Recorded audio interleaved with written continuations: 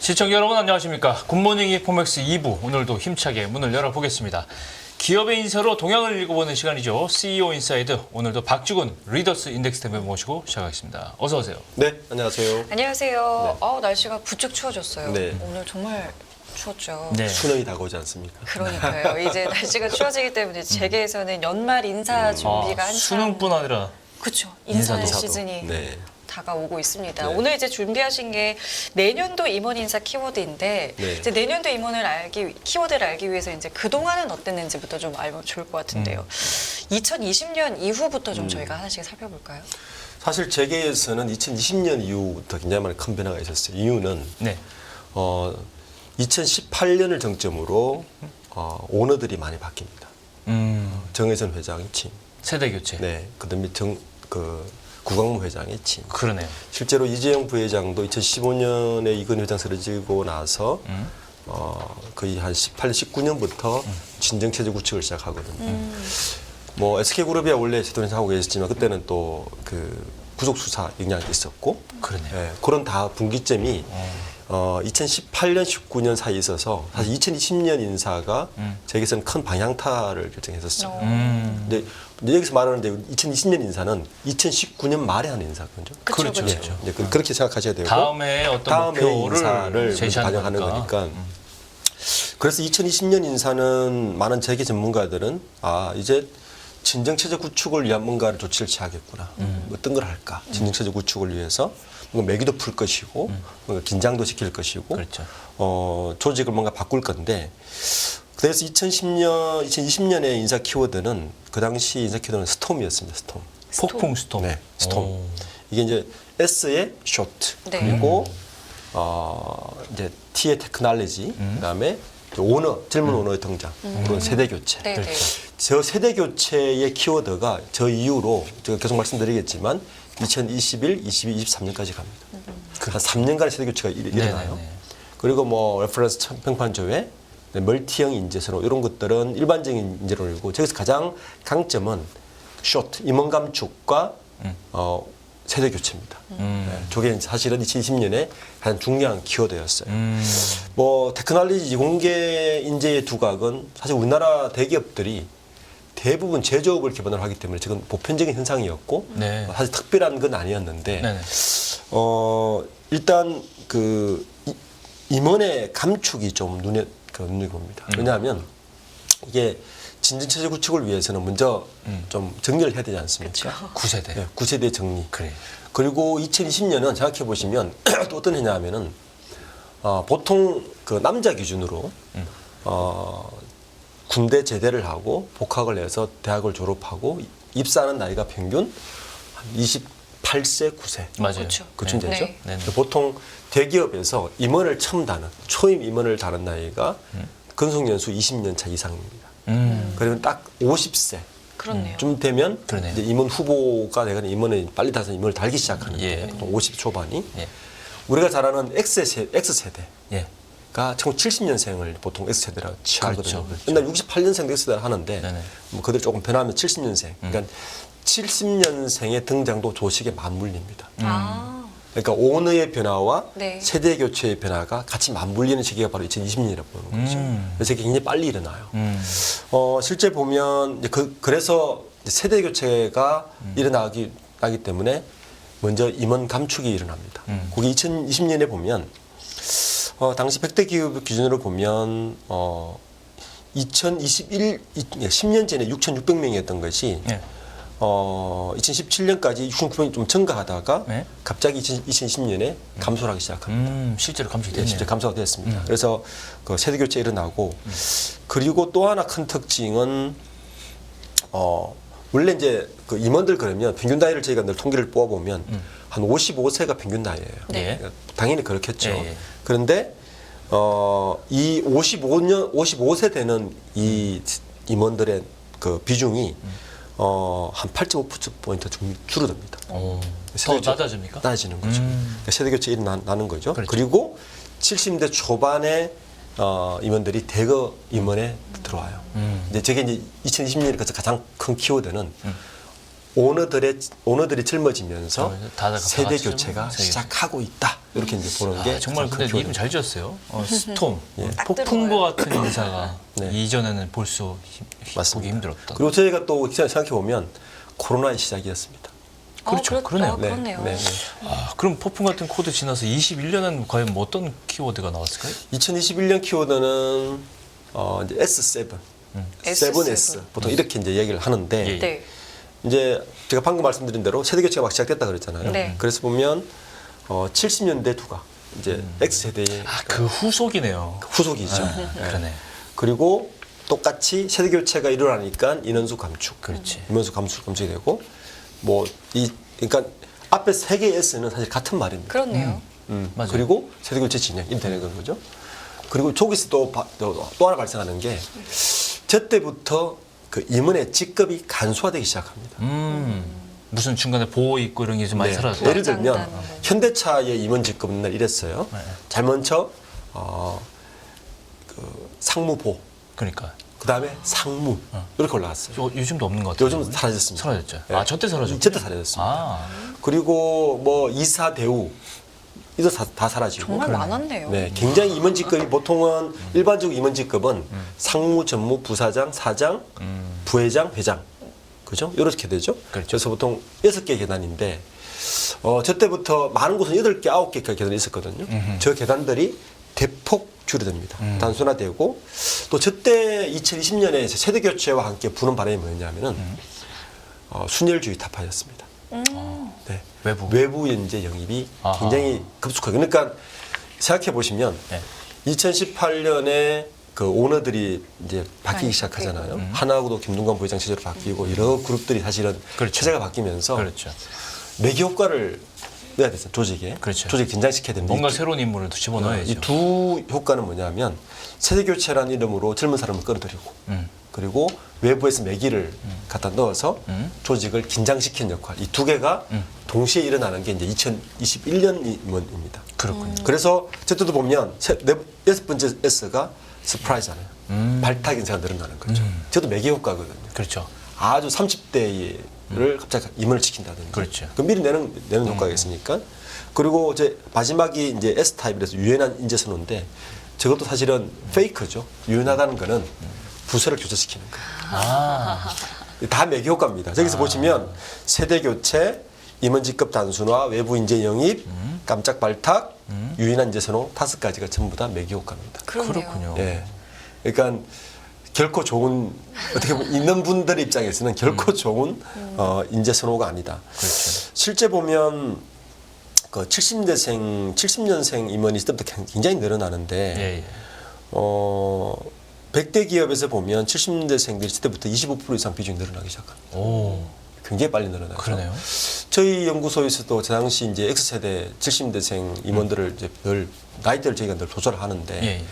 비중이 굉장히 빨리 늘어나요. 어, 그러니까 이전에는 보통 임원들의 평균 그 재직 근속 기간이 3년, 3년마다 재계약을 하니까 임원들은 3년, 3.5년 되는데 저도 굉장히 짧아지기 시작하고 2+1 이런 식으로. 예, 그렇죠.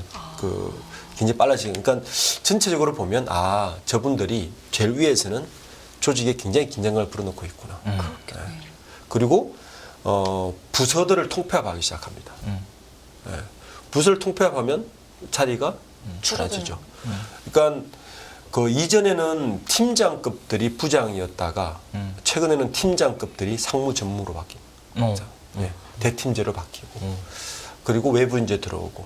그러니까 2020년 이후에 인사 전체적인 조직 구성 자체는 굉장히 긴장 형태로 바뀌고 있다.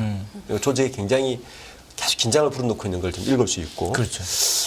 그리고 그 이 3, 4세들이 이제 그 최고 경영자 CEO로 선임되면서 또 저때가부터 보면 대부분의 그룹들이 3세, 4세들이 한 40대 초중반 되는 3, 4세들이 CEO급으로 다 올라옵니다. 그렇게 올라오면 당연히 임원진들도 다 젊어지기 시작하고 그렇죠. 바뀌기 그렇죠. 시작하는 거죠. 그렇죠. 저게 다 맞물리면서 전체적으로 보면 굉장히 그때는 코로나도 한참 중간 시기였고 네. 임원들을 굉장히 긴장하는 시기였다. 그렇게 2021년이 지나갑니다. 근데 그렇게 젊은 세대들이 이 얘기 들으면 그동안에 그 연공서열 파괴되고 좋다라는데 사실은 좋아할 게 아닌 게 빨리 올라가면 빨리 잘려요. 그렇죠. 그러니까 빨리 해서 책임을 묻고 예. 능력 있으니까 빨리 해보고 아니면 자, 빨리 다음. 나가라 이거죠. 그러니까 조직이 제가 볼 때는 굉장히 조급해졌다. 그렇죠. 기다려주지 않는다. 맞아요. 그 외부 인재 영입이라는 것도 사실 따지고 보면 매개 효과도 있지만 실적을 굉장히 빨리 내야 됩니다. 그러니까 외부 인재는 성과 없으면 성과 없으면 바로 정리되는. 기다려주질 않는. 기다려주지 예를 않는. 들어 3년 동안 예를 들어서 3년 동안 정도는 개런티를 해줬는데 이제 2+1이라든가 그쵸. 1+1을 깜짝 하니까 놀랐어요. 그럼 빨리 나가라는 얘기. 견티를 안 해주는 거죠. 그래. 그러니까 굉장히 스테이블하지 않은 구조로 바뀌고 이게 이제 계속 가속화되면 외부 인재 영입이 더 빨리 도는 거죠. 여기 갔다가 저기 갔다가 맞아요. 계속 도는 형태로 바뀌는 거. 그런 트렌드가 좀 제때부터 생기기 시작한 거죠. 그럼 이게 2021년이잖아요. 네. 2022년에는 그 분위기가 더 해졌나요? 2021년 요 분위기가 사실은 더 심화됩니다. 저는 어. 분석했어요. 왜냐하면 이제 키워드는 타이거라고 이름 지었거든요. 타이거. 이름부터가. 범띠예요. 범띠예요. 범띠 얘기도 네. 하고. 우선 이제 기술 중용 뭐 이건 제가 아까 20년에도 마찬가지 이야기했잖아요. 예. 저건 일반적인 현상으로 읽으셔야 되고 예. 네. 저 두 번째 통합이라는 게 사실 굉장히 크게 조직을 뒤흔듭니다.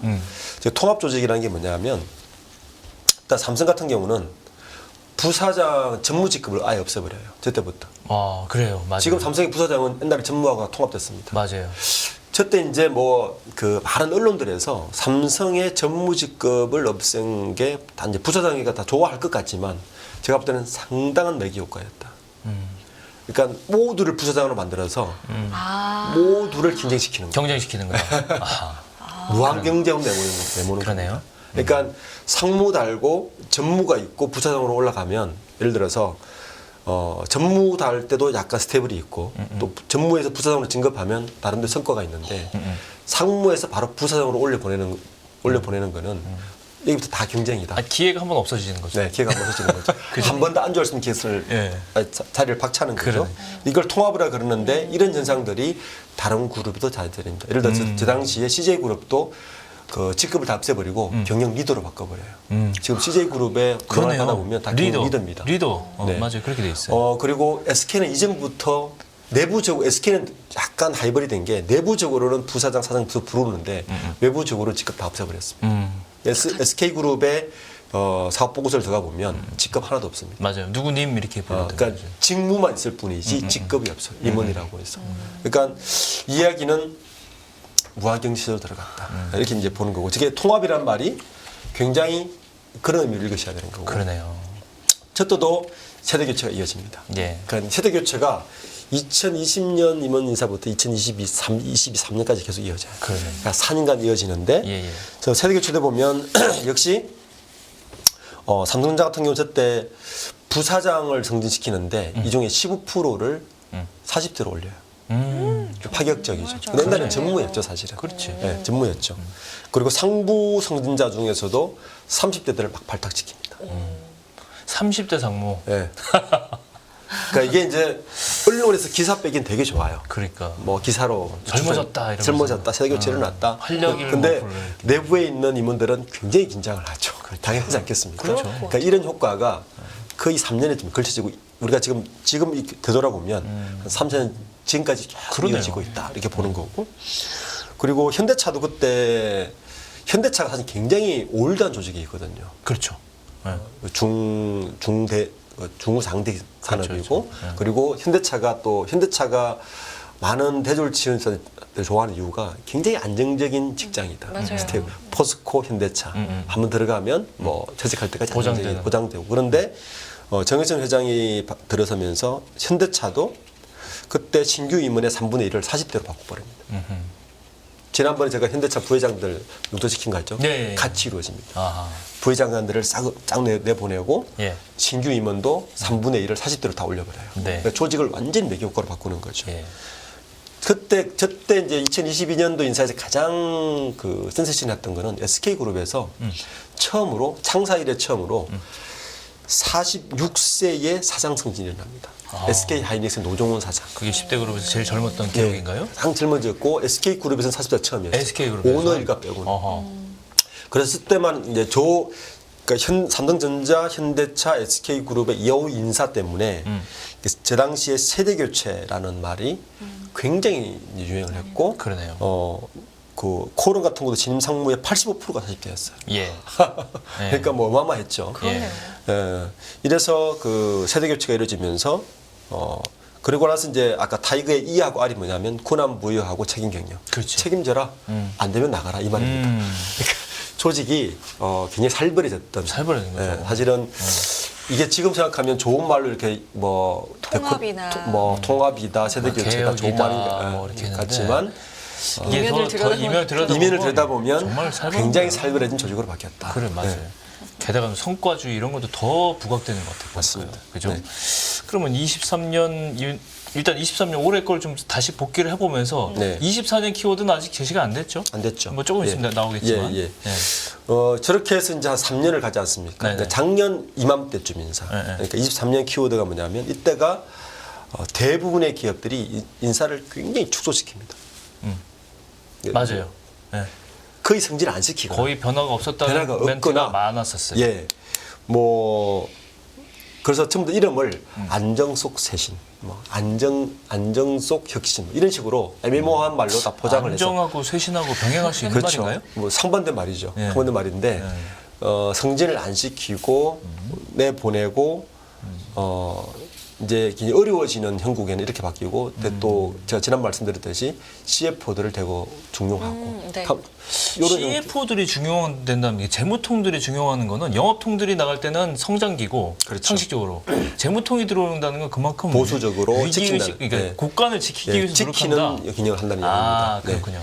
그렇군요. 작년에 이맘때 그 임원승진의 대표적인 키워드가 그거였습니다. 그러니까 CFO들로 대부분 전매 배치하고 승진은 별로 안 시키고 예. 줄이고 뭐 이런 속이었는데 이게 보면 크게 인사 특징이 뭐냐면 일단 생존을 해야 된다는 겁니다. 네. 생존 차원의 안정 속 성과주의 그리고 성장과 미래 경쟁력 확보 임원 수는 조금 덜 느리고 여성 임원은 좀 증가시키고 근데 ESG 때문에 다양성 증가시키고 이거 세 가지가 가장 큰 특징인데 네.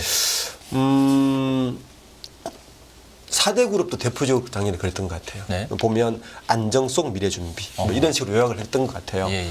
그 보면 삼성전자 같은 경우는 기술 인재 발탁이라는 키워드를 내세웠지만 사실은 굉장히 승진이 좀 보수적이었습니다. SK그룹도 보면 안정 속 글로벌 사업 준비. 사장님을 승진시켰지만 대부분 유임시키거나 뭐 다 보직했고요. 현대차는 사장 한 명 승진시켰습니다. 역시 아하. 부회장 없었고 맞아요, 대표 한 명 맞아요. 바꿨어요. 그래. 변화 거의 없었고 예. LG그룹도 사장 4명 승진시켰지만 대표이사 거의 바뀌지 않았다. 작년에는 거의 변화가 없었던 시기라서 특히 이제 삼성전자 같은 경우는 작년에 보면 큰 특징 중에 하나가 다 유임시켰어요. 그러니까 MX 사업본부, 그러니까 모바일 사업본부, TV 사업본부 유임시켰고 작년에 대신에 뭘 좀 강화시켰냐면은 네트워크 사업본부하고 그다음에 반도체 연구소 사장을 승진시켰는데 그래서 올해는 이 두 분은 바뀌지 않을 가능성이 크다. 이렇게 내다볼 수 있고 예. 작년에도 삼성전자는 30대 상무 4명, 40대 부사장 1명 승진시키면서 계속 이제 이 조직 혁신은 계속 일으켰는데 네. 이 부분은 올해도 지속될 가능성이 굉장히 크다 이렇게 볼 수 있고요. 그렇군요.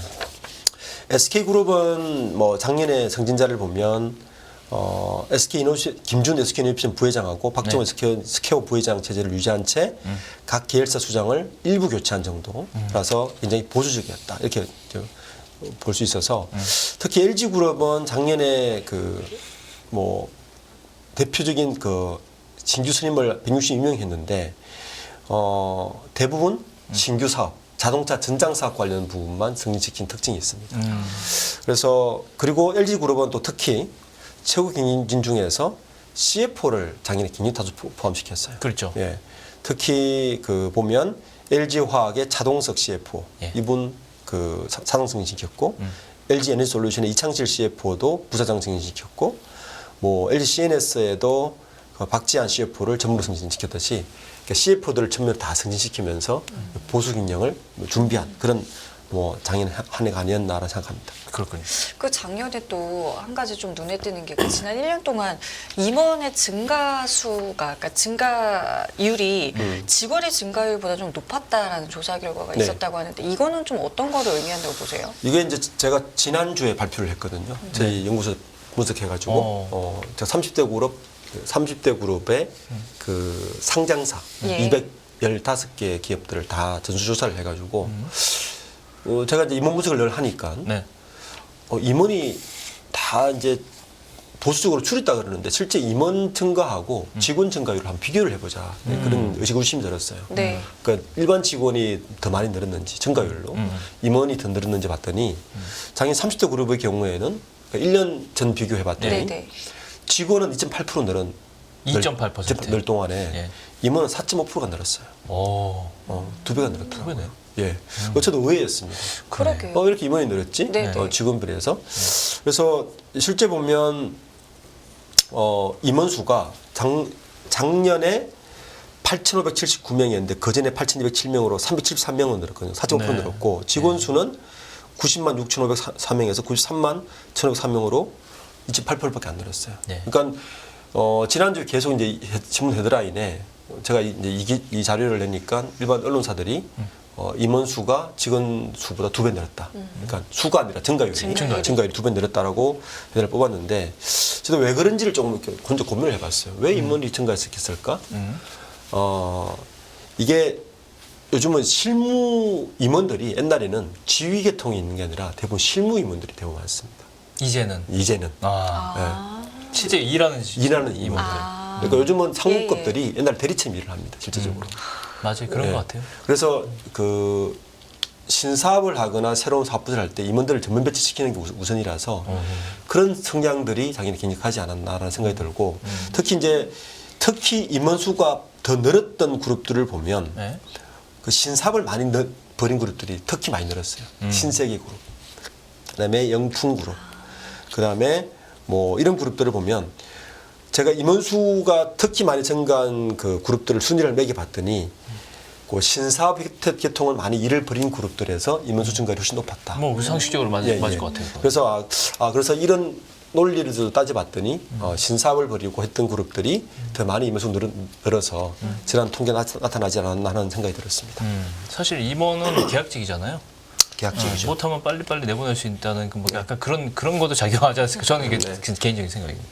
근데 여기서 중간 질문을 하나 하는데 그러면 뭐 세대 교체 때문에 이제 여러 가지 키워드가 나왔고 코로나 때문에 이제 영향도 있겠지만 안정과 쇄신이라는 좀 이상한 약간 느낌으로 왔는데 그러면 내년 혹시 제시할 수 있는 키워드가 혹시 연구소 쪽에서는 갖고 계신 게 있어요? 네, 저는 한 3가지 정도 키워드를 내년은 좀 생각해봤어요. 나름대로 분석을 이렇게 쭉 지켜보니까 첫 번째는 세대 교체가 이제 끝날 정도입니다.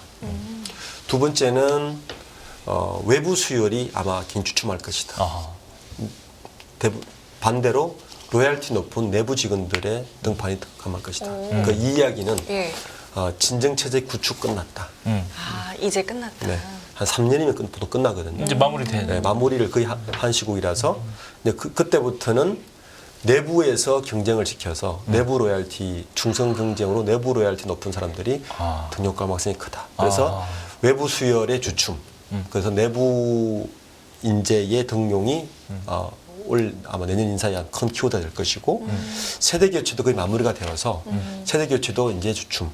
뭐 요런 키워드로 되지 않을까라고 지금 예측하고 있습니다. 근데 내년에 유통그룹을 봐야 된다는 뭐 말씀을 저번에 하시던데. 유통그룹에서 사실 이게 제일 먼저 나타나고 있어요. 이게 이 현상이. 이런 점이. 예, 예. 뭐 이제 제가 신세계는 지난번에 말씀드렸지 않았습니까? 신세계가 그 이전에 정용진, 정유경 그 부회장과 사장이 이끌 때는 요 반대 현상이 크게 일어났거든요. 예. 세대 교체, 예. 외부 수혈 그렇게 일어나면서 신사업을 굉장히 많이 벌였거든요. 그 인원도 굉장히 많이 늘렸어요. 네. 이번에 완전히 바꾸지 않았습니까? 그렇죠. 40% 물갈이. 물갈이. 대표이사 다 바꾸고. 네네. 그리고 바꾼 대표이사는 전부 다 로얄티 높은 내부 인재 등록. 그렇지. 딱 요 키워드로 나타나거든요. 그런데 지난주에 있었던 현대백화점 인사도 똑같았어요. 그렇군요. 네, 현대백화점 인사도 지난주에 났었는데 예. 일단 현대백화점의 대표 기업이 현대백화점이지 않습니까? 그렇죠. 그리고 현대홈쇼핑, 그리고 현대 LNC 대표 다 바꿨습니다. 우선 그 현대백화점 대표를 정지영 대표로 내정을 했는데 네. 이분 내부 출신이고요. 네. CF 아니고 이분은 약간 영업통입니다. 그리고 그 한광영 현대홈쇼핑 대표인데 요즘 홈쇼핑들이 업황이 되게 안 좋거든요. 그렇다고 굉장히 안 좋아서 예. 이거는 이제 사실은 질책성으로 물려내보내고 한경영 대표를 이제 등판시켰는데 네. 한경영 부사장도 이쪽 통입니다. 내부 출신이고 내부고. 영통입니다. 네. 그리고 이제 현대 LNC 대표는 늘 전무급에 하시는데 정백제 요 신세대로 바꾸는데 다 내부 출신이에요. 예. 현대백화점 원래 외부 출신을 뽑지도 않은 분도 있지만 외부 인재 없고요. 그리고 다 내부 로얄티 높은 순으로 다 바꾸고 그리고 현대백화점의 가장 큰 특징은 현대백화점이 보통 그룹 전체 인사를 몇 명 정도 하냐면은 한 30명 안팎하는 게 일반적입니다. 네. 제가 2020년부터 쭉 우리가 통계를 뽑아보면 2020년에 36명, 2021년에 29명, 2022년에 27명, 작년에 30명. 근데 올해 17명밖에 안 7명밖에 승진 했네요. 안 시켰어요. 그러네요. 그러니까 임원 승진의 축소, 안정 보수로 가겠다는 거죠. 거기에다가 상무급을 보시면 11명밖에 안 올렸어요. 거의 신규 절반. 임원 인사를. 예. 세대 교체 없었다는 이야기입니다. 물갈이 하지 않았다는 이야기고, 요 정도 뽑고 많이 내보낸다는 이야기죠.